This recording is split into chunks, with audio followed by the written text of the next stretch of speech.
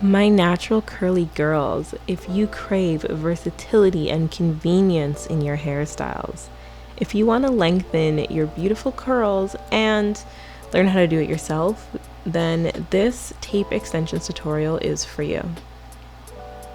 Hi guys, welcome back to my YouTube channel. My name is Mal and I focus on beauty videos. Today we are going to be doing a tutorial on how to do your own tape-in extensions, and these are for the curly girls because these are curly tape-in extensions. Now personally, I love being able to do my own extensions. I love being able to do all my own beauty services, but today we're focusing on tape-in extensions, which are, in my opinion, the easiest extension to install on yourself. Now don't get me wrong, they still are a fair amount of work, but you are going to want to be very particular in a few things, and I'm going to tell you exactly how to do it. So let's go ahead and get started.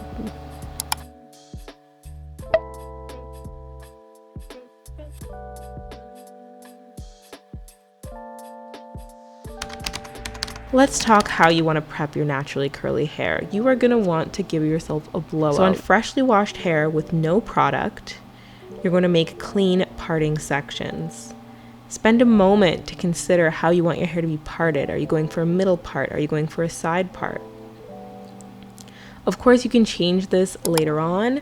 That's the beauty of tape extensions, but how you install your hair for the part is going to make a difference in how it looks. I also want you to consider the type of hair that you're going to be installing. My best recommendation would be to go for something similar to your curl pattern. Now, oftentimes we have a few different curl patterns around our head, so pick one or potentially grab a couple different curl patterns if you feel that's necessary. Some of you aren't going to want to hear this, but you do not want to go crazy with the length. I recommend only doing, a few inches longer than your natural hair. You don't want to go too crazy with it. When you have a lot of volume and a lot of length, it becomes very heavy feeling and looking. If you've ever installed clip-in extensions, think of this as your guide in how you want to place these tape-ins. You want to have a considerable amount of hair left out at the bottom, and of course around the top, the crown of your head, and beside your ears, so that you can cover the tracks if you decide to pull your hair up or in some type of a ponytail. Be sure to spend a moment playing with how much hair is left out and ensure that you have enough to cover the extensions. As a general rule of thumb, I like to start applying the extensions just above the top of my ear, and everything underneath is my leave out.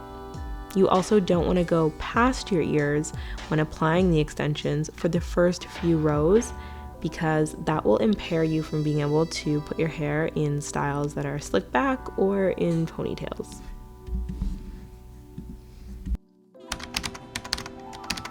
Now let's get into the actual install.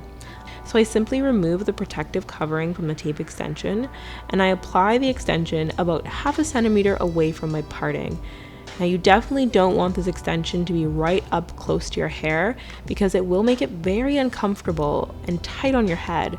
It'll also stop you from being able to put your hair up in a ponytail, and it can lead to breaking, so I really stress putting the extension about 1/2 centimeter away from your part or the root of your hair. Now press that extension down and then carefully lift the extension up by grabbing only the extension hair. You'll notice some hair is stuck to the tape extension, and I like to just take a quick second and kind of move any flyaways out of the way and make sure that there is actually a little bit of hair stuck to this tape. And now the hair that's stuck is going to be inside of my sandwich.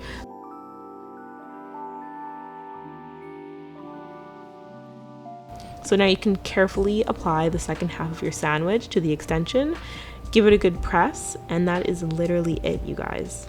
Now this method works best for me because I don't have to guess how much hair needs to be going in between these sandwiches, and I've had a lot of success with this, so I definitely recommend it, especially as a beginner.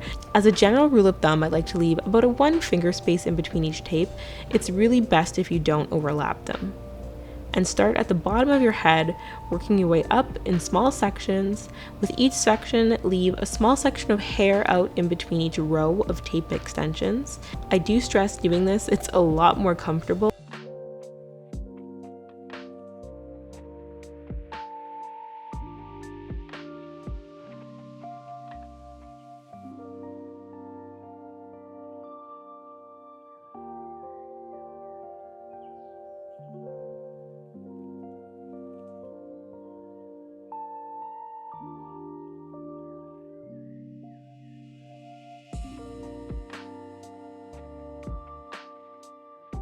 I also want to stress how a clean part is going to make your job so much easier. So please do spend the time creating a nice clean part for each section. And speaking of part, there is actually a particular way that you should be parting your hair as well.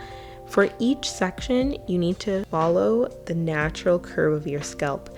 So you want to curve your part downwards a little bit towards the bottom of your neck. Each part should not be a straight line across, it should slightly dip downwards.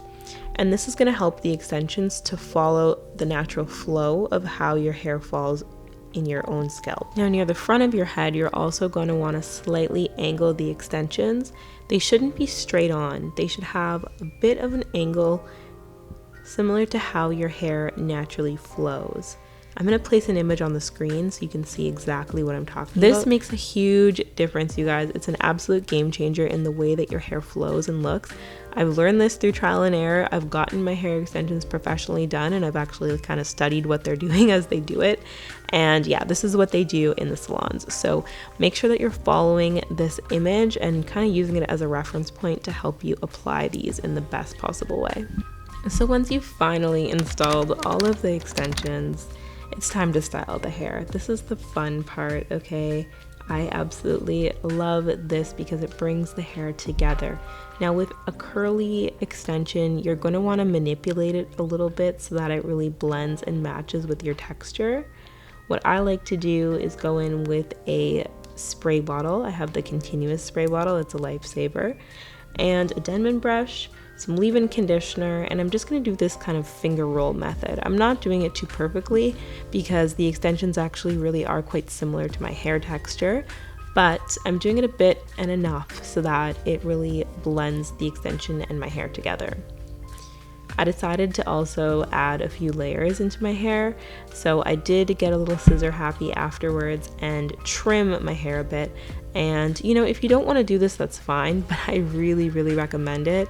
There have been times where, you know, I've waited a day or two because I just am enjoying the length so much, but to make curly hair blend, I personally really do feel that it's a must to trim the extensions and just add a little bit of texture, a little bit of layers, because that's how it would naturally look.